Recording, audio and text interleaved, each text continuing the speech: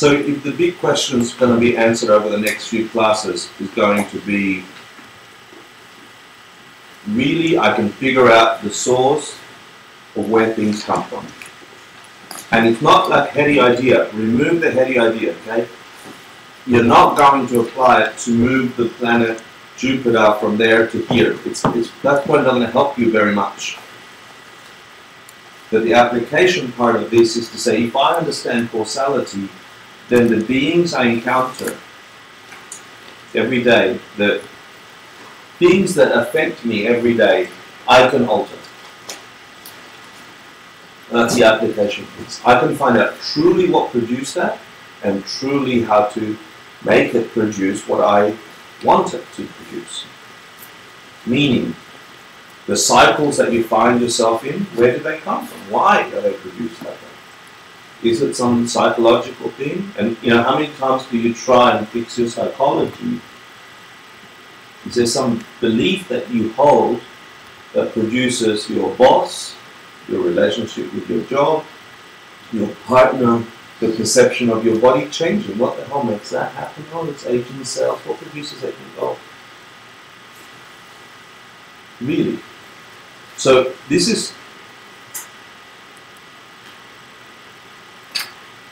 is the Buddha's expression of what he experienced in searching for the ultimate meaning of life, the universe, and everything. And then for years people followed him as he spoke, and this is the condensed version of that. And the metaphor was Newton had an insight into gravity. It's not like he invented gravity. It's not like the Buddha invented these things. He said, this is how it is. It would be nicer for him to say, no, it's not that. It's actually the dude over there and go on vacation. You know? But instead, he was actually hesitant to talk. So,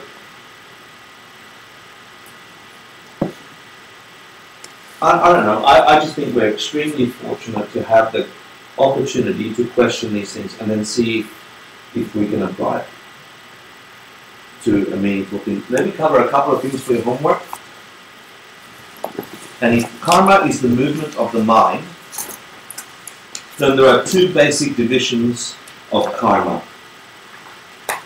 And this, you asked Michelle, like, was Master Vasubandhu, what school was he in? Yeah? Depends who you ask, they'll tell you different things. This book was written as a Hinayana book. So the ultimate goal here is nirvana, not Buddhahood. Yeah?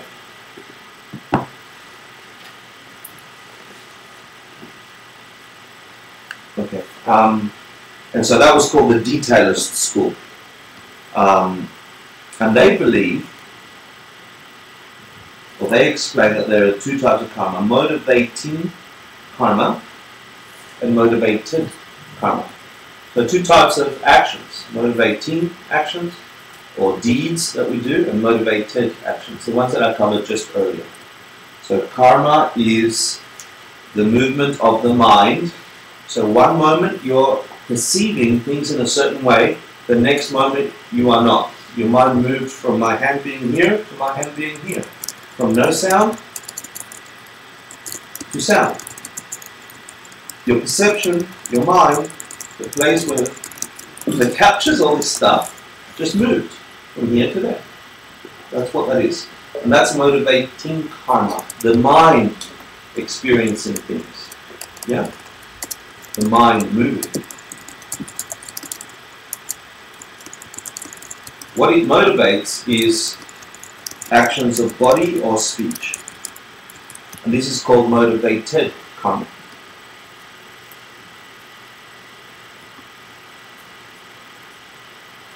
It's interesting because as we dig deeper and deeper and deeper into these things, you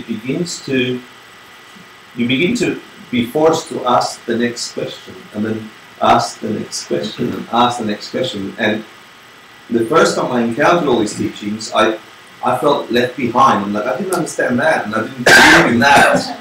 So why are we moving on to this?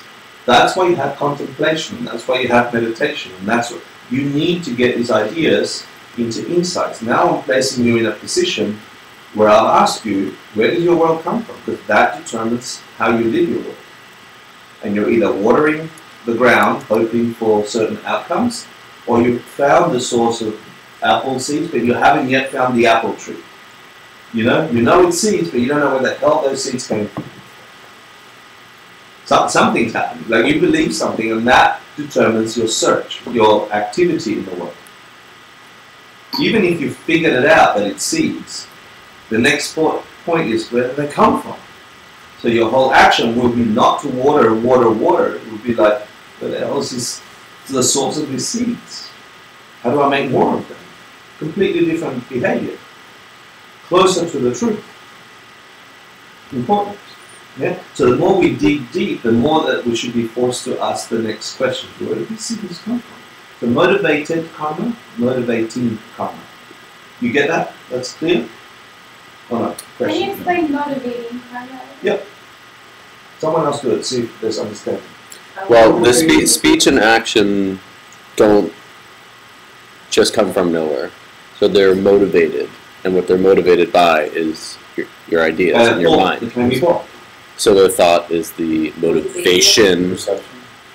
The thoughts are the motivation, and they come out in speech and action. Okay. Yeah, thought, speech, and Action. action. Body, speech, and mind. That's it. That's how you can remember. Body, speech, and mind. Which one of those motivates the other two? The mind. Motivates what you say and motivates what you do. That's how I remember it. You were saying? To me, I feel there's a distinction between perception and then thought, right? Like perception is pre-thought. Like to me, a thought is an action. Is that correct? Well, karma is the movement of the mind. Is Okay. perception. Who's perceiving the perception? Where is that being held? Who's perceiving the perception? Yeah, where is that occurring? Consciousness. Consciousness. Where's consciousness? It's your mind. Yeah. Look, according to this physical, non-physical, mind is consciousness. Okay, but is there a distinction between that? Like to me, a thought is just, in a way, it's an action. Like it's you have an experience and then you think something, but the actual experience happens before you think. Good. So every time you answer a question on karma, you have to split the answer and give two answers for every one answer required. I don't know why. Actually, I do know. But It's cause.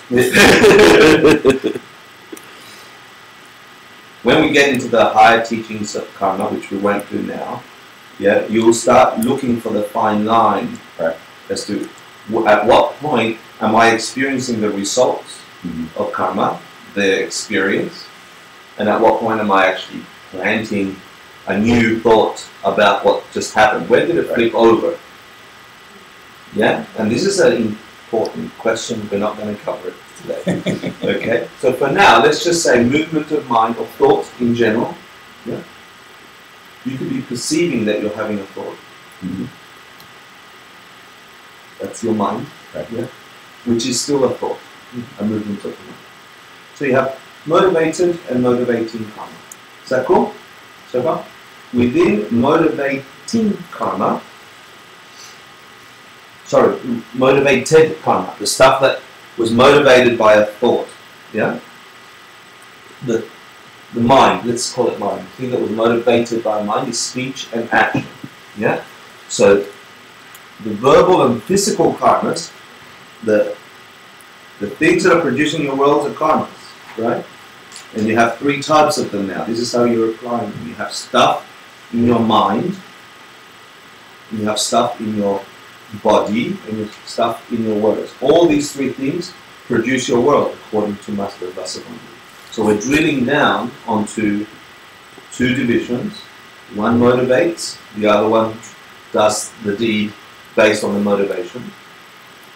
This is an important insight if you're going to manipulate your world, to do it at the motivating point rather than the motivate. You could control your hands from punching somebody as much as you can, but if your mind is forcing you to do it, you're still planting some kind of mental karmas. Okay? So within the two kinds that are physical and verbal, the two motivated karmas, this school, the detailist school, say that there are two types of that. There are two types of verbal and physical karma, and this is called communicating and non-communicating karma. So the first one is nampar rikje. Say nampar. Nampar Rikje. Rikje. That is communicating. So what that means is that there is karma that you do, there's karma existing that is communicating outwardly what that karma is. Does that make some sense? Karma, the actions that you're doing are communicating, are namparikje, the intention of your deed, of your action, through shapes and color. Yeah? The classic example here would be, if you see, the classic example in the monastery is if you see somebody taking refuge vows, or any kind of vow in the monastery, they're usually on their knees, or on one knee, and their hands are clasped. And so you see somebody in that position, their physicality is communicating karma, is communicating to you their deed, their intention. It looks, so physically, it looks that they're taking a vow and they're doing some holy thing. That's it, it's simple.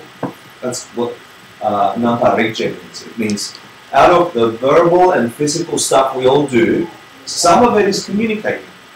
Someone informs the world. Some of them are informing the world.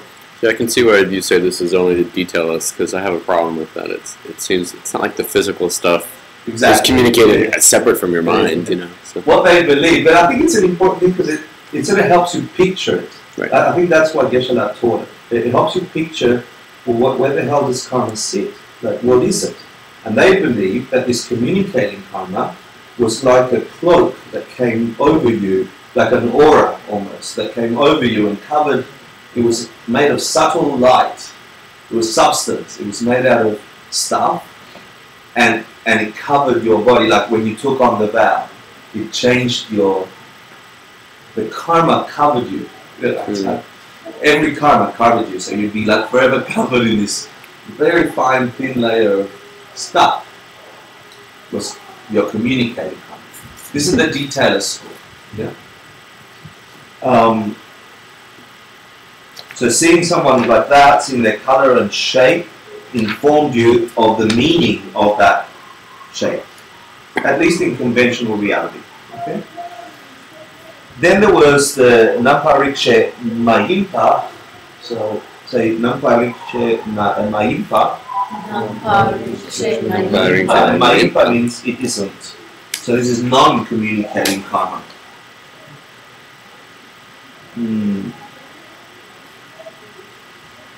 And this is the explanation of the cloak. There is something physical that happened to you when you took that vow that people can't see, and you can't tell what happened, but it happened. Yeah? So this is the non-communicating karma. This is like the cloak or the aura or something that you can't see. So this is the idea of how karma sticks to you, how karma remains with you. And there's some qualities to non-communicating karma. So the reason I got you there is because think about these qualities, because it should prompt us to start questioning if it's causality, if it's this movement of the mind, and how's it staying? And this is just some ideas on how it stays. Okay? So this might be your homework. So the example of the vow is after you walk away and you get up from taking the vow and you're walking around and somebody that didn't see you kneeling down sees you, your karma of taking the vow still exists, but there's nothing communicating to me that you did a holy thing, that you did a special thing. Nothing is communicating to me that thing. So that is the non-communicating karma. And then they believe that, well, there's some cloak that happened, it stuck to him, and it follows you around. And these are some qualities of non-communicating karma. However we call that thing that doesn't tell you what this being or this being or this being has in their storehouse of karmas, the stuff that's not communicating, this is some qualities of those non-communicating karmas. And the first one is semyempa, which is distraction. And all that means, so these are important, just call it distraction. It means even when you're not thinking about that karma, it's still with you. So even when you're distracted, let's say you did a karma, okay? You either took a vow or you punched somebody in the face. Yeah? You actually did a karma. There was an activity that you did. You had communicating and non-communicating parts. When someone saw you punch somebody, it communicates that you were being aggressive. Yeah? When you were kneeling down taking your vows, it communicated that you were doing something. Your intention was communicated through form. The first quality of the non-communicating part of that is after you got up and left, when nobody saw you punching me, distraction, or even when you're not thinking about it, that thing's still there. Yeah, it's still there. Quality number one. Quality number two is it's either ethical or non-ethical. It can't be neutral. Is that listed as quality 3 here? Sorry, quality 3. Sorry, number 2 is no mind meditation. My fault. Number 2 is no mind meditation. Which means even if you go to the most subtle states of mind, let's say in deep meditation, it's also still there. Yeah? Whatever you did, the karma, the non-communicating form, still exists. That energy, that thing, that cloak, whatever you call that non-communicating karma, one of the qualities that it's still there even if your mind is in its most subtle form, in the deepest meditation. Yeah? They call it no mind, but it means when you're just in deep meditation. Number 3 is what I told you earlier. It's either ethical or non-ethical. Meaning it's virtuous or non-virtuous. So it produces a positive or a negative effect. It's not neutral. It errs on one or the other side. Karma planted, a movement of the mind is either ethical or non-ethical. It's like a vow. So a vow is a promise, a strong karma to produce some positivity in the world or to refrain from some negativity. And you can have things called anti-vows. A solemn promise, a strong karma that's well fertilized, like a vow, that is creating a non-virtue. Like making a pledge that I will go to war and kill on behalf of my country. That I will actually be okay destroying life. That would be a non-virtue. Something that must produce equal and opposite result. More life taking.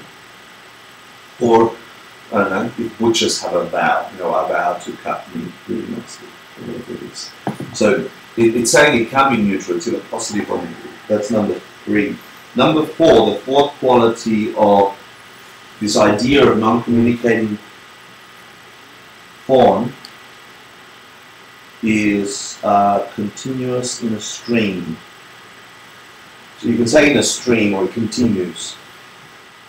And it just means that it follows you from place to place. It flows with you, because it's mind, wherever that is. From place to place. Number 5, Jawala, means it's got the 4 elements, and we touched on the 4 elements of air, wind, fire, and water. It's saying that it's formed out of these 4. What that means is that it's actually a physical thing. That although invisible to the eye, it's actually matter, like light or something that's like particles, stuck to you, following you around.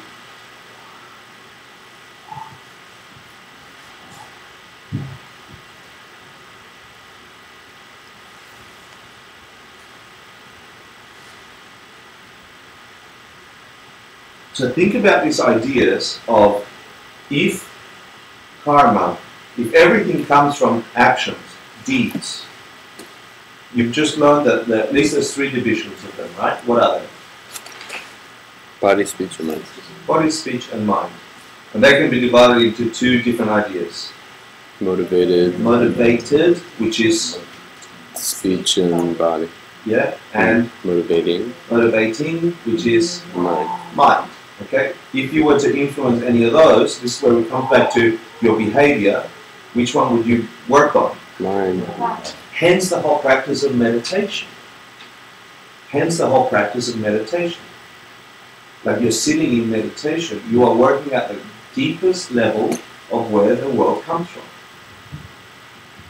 You influence, you make a kink to some ignorance or some misunderstanding of what creates your world in meditation. It must follow through deeds and action. It must, if you get into realization. Just one quick thing that's kind of off topic. Yeah. The nature of the karma comes from your perception. We talk about the fact that whether or not it's ethical comes from your perception. So does that karma, or your recording of it, does that change as your idea changes about the karma? Yeah. It does? Of course. So Yes. it's basically just your perception of the karma impacts. It's your, let me call it, it's a lovely question, okay? But I smell rationalization. Okay? Don't know. Because it would be so nice if I could just choose to change my perception of what was previously unacceptable, and now I can continue doing it, you know. I'm not saying you choose to, but No. I'm asking what, I mean, it Yeah. changes. It must. In fact, it should make you, because you're still operating on the level of nominal reality, okay? So, you have to be aware that there are 2 realities occurring at the same time. We did in course 1 and 2, yeah? You are still operating in this gross level realm with the morality or ethics that you understand to be true in this realm, yeah?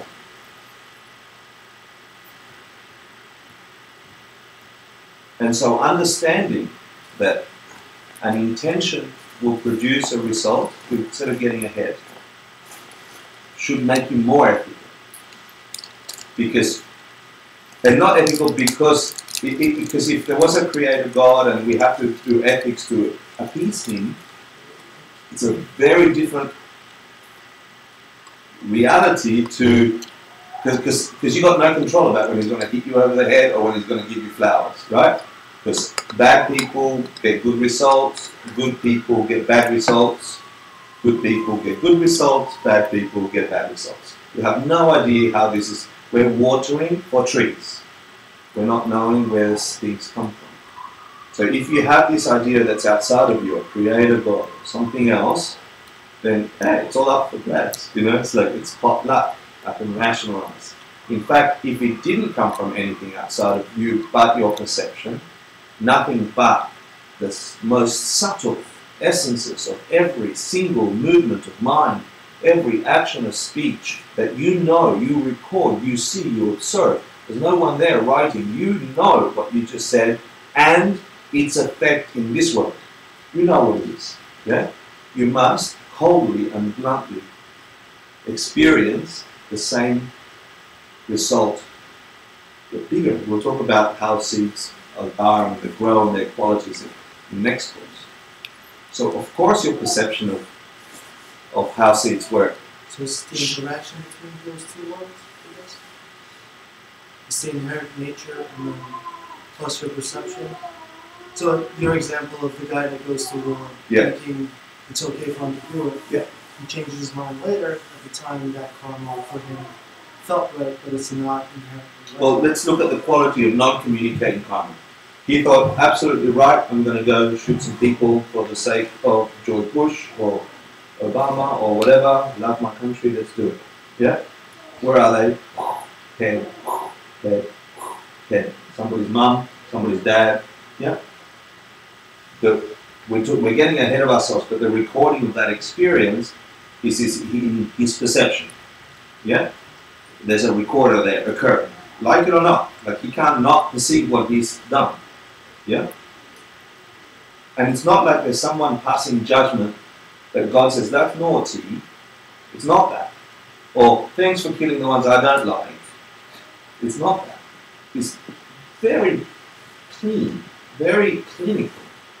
There was a moving, living, sentient thing, just like my mum, his mum, all these things. I grew with hate for it, and I blew its brains out, and it stopped moving. That's it, that got recorded. It's saying here, this follows you around. It's saying here it's like a thing that sticks with you, even when you're asleep.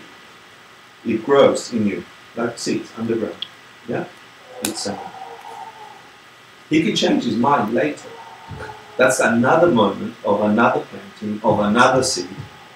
He must reap the result of what he planted. If that is a law like gravity, if it's not something invented by someone, if it's a law like gravity, it must produce always and necessarily the result that is. And we'll cover all the qualities of kindness later. But it's a good question. Because at that point, you recognize you have power for shifting the world. The next question that should come up, if this is true, and we're getting way ahead of ourselves, what the hell do I do with all the shit I planted that was bad when I didn't know? Because, sometimes, we do stuff and we think no one's watching. This is worse, man. This is like, especially when no one's watching, you have to do the right thing for you and your world.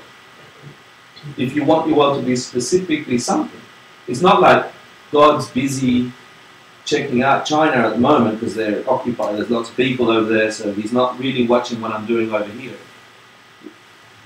Your actions, the fact that your mind is moving, creating these non-communicating forms of what you say, do, etc.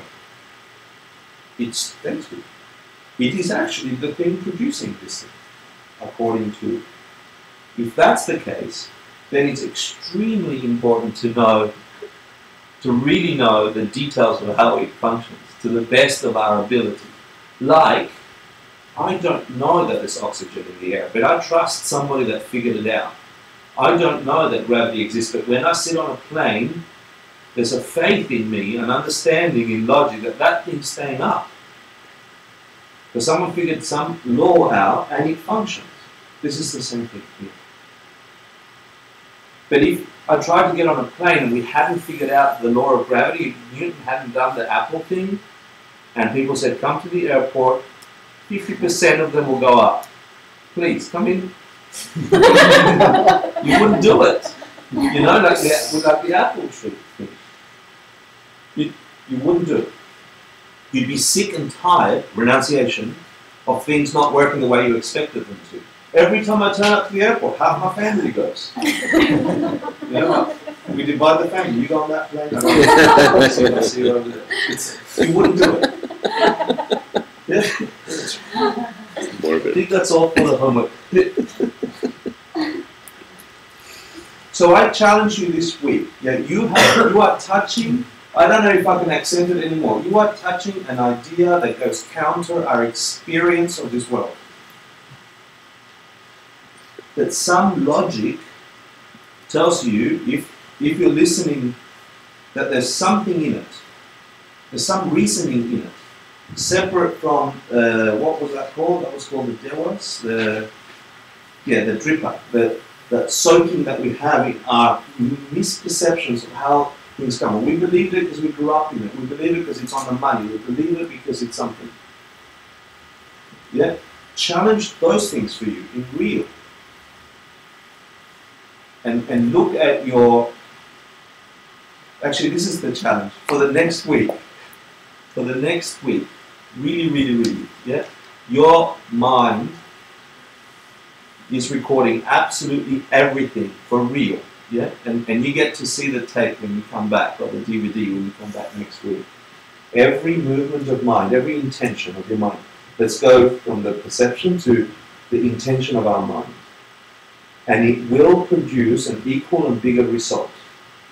Whatever you think, whatever bubbles is above your head when you're looking at somebody on the subway and going, faggy,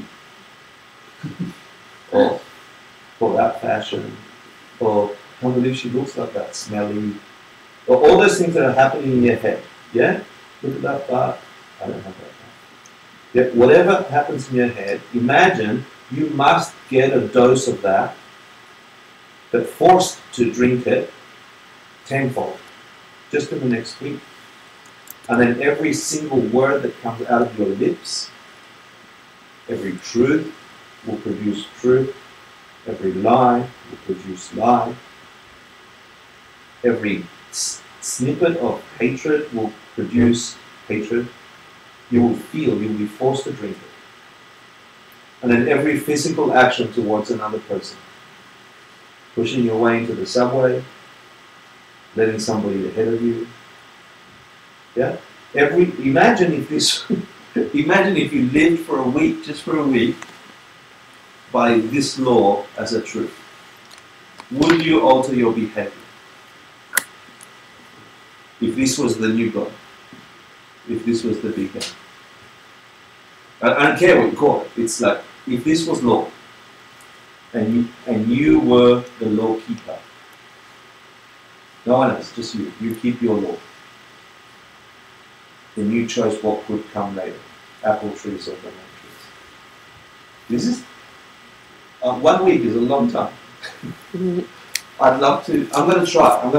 Let's see if you try. Let's dedicate, and there's homeworks to be handed out, right? Yeah, cool. Sashi Puki Jishin Toptram Vira Lingshi Lindeg Padi Sange Shindu Mite Duwagi Drokun Mandav Shinla Dupashom Irangu Ratnamandala Pandiryatayam Kivadi Kyoku Sunam Yashe Soksokshin Sunam Yashe Lejunwe Rampa Kuni Jokasho. And just finally reimagine that being on the crown of your head, getting smaller and smaller, and entering the crown of your head and lowering down to a little ball at the level of your heart. A special place, as small and as compact, as comfortable as you can make it. Imagine the essence of that wisdom and compassion, understanding and willingness to want others to be free from suffering is glowing at your heart and with you until I see you next week. Thanks for coming. Thank you. Thank you. Thank you. Nice to see you.